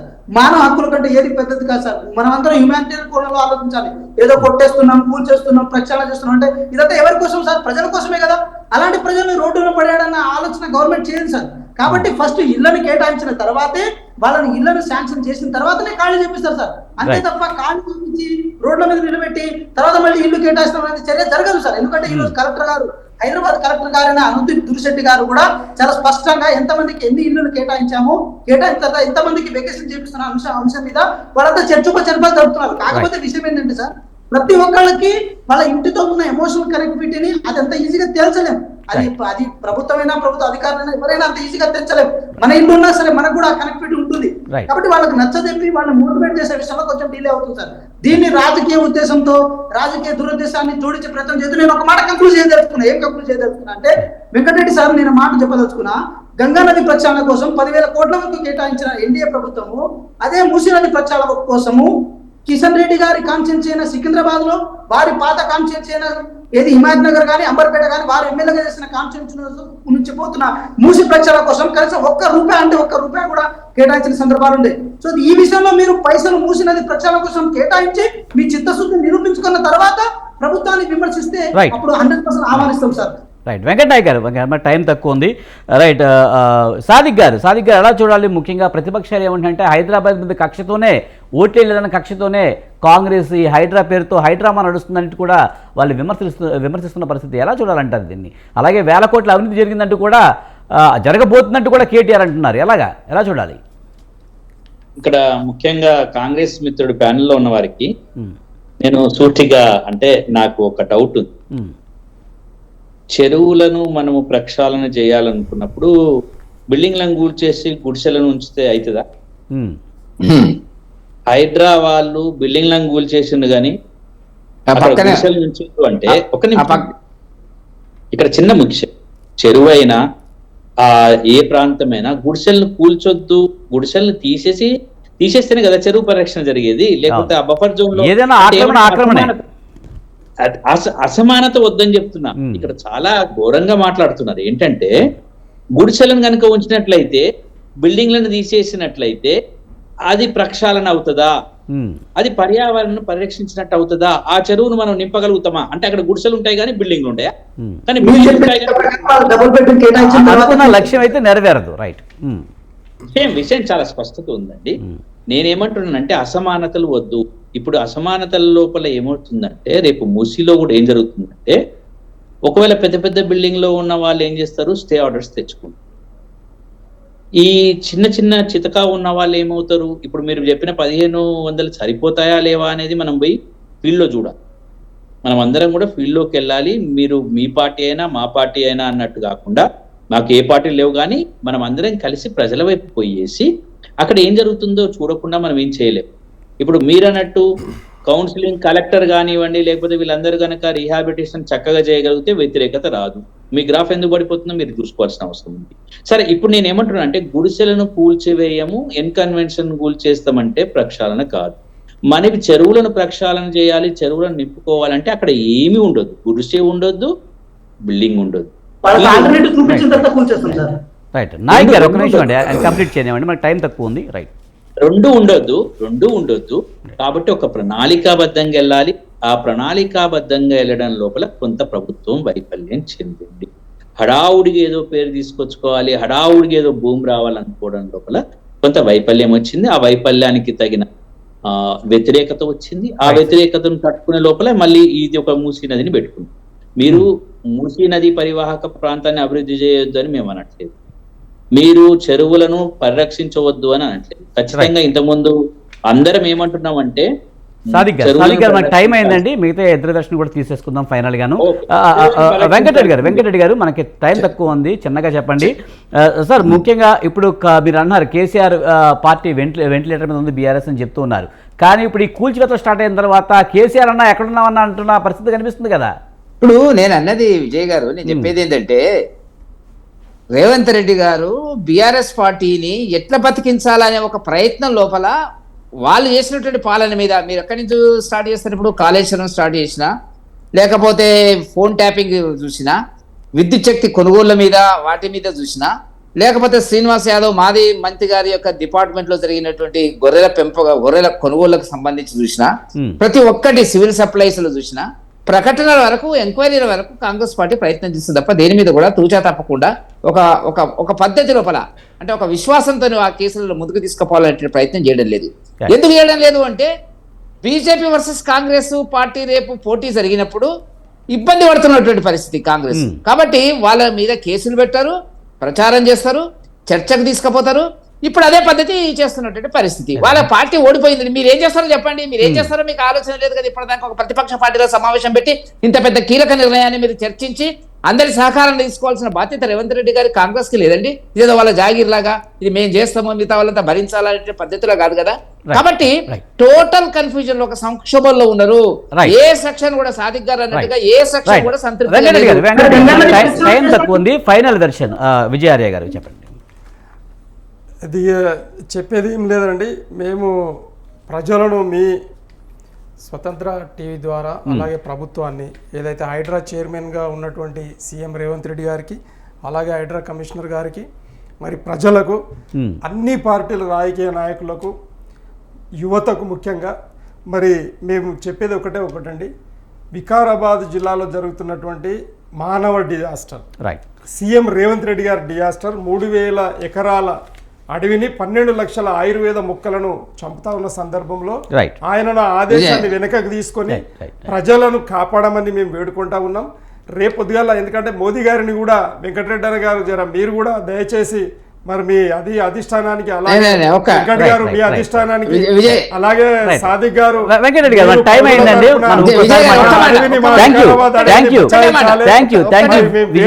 ఉన్నాము కాబట్టి రేపు పొద్దుగాల పొద్దుగాల విద్యార్థులతోటి మొత్తం వికారాబాద్ జిల్లా కార్యక్రమాలు అన్ని కూడా చేపట్టినాము ప్రజల పక్షాన. కాబట్టి అడవి తల్లి ఉంటేనే మన హైదరాబాద్ ఉంటది. హైదరాబాద్ ప్రజలు కూడా స్పందించండి, తెలంగాణ ప్రజలు స్పందించండి.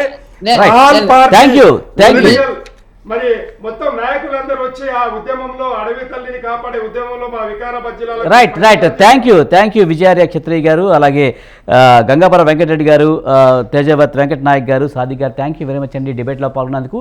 ఇది వాటి బిగ్ టాక్. చూస్తూనే ఉండండి స్వతంత్ర.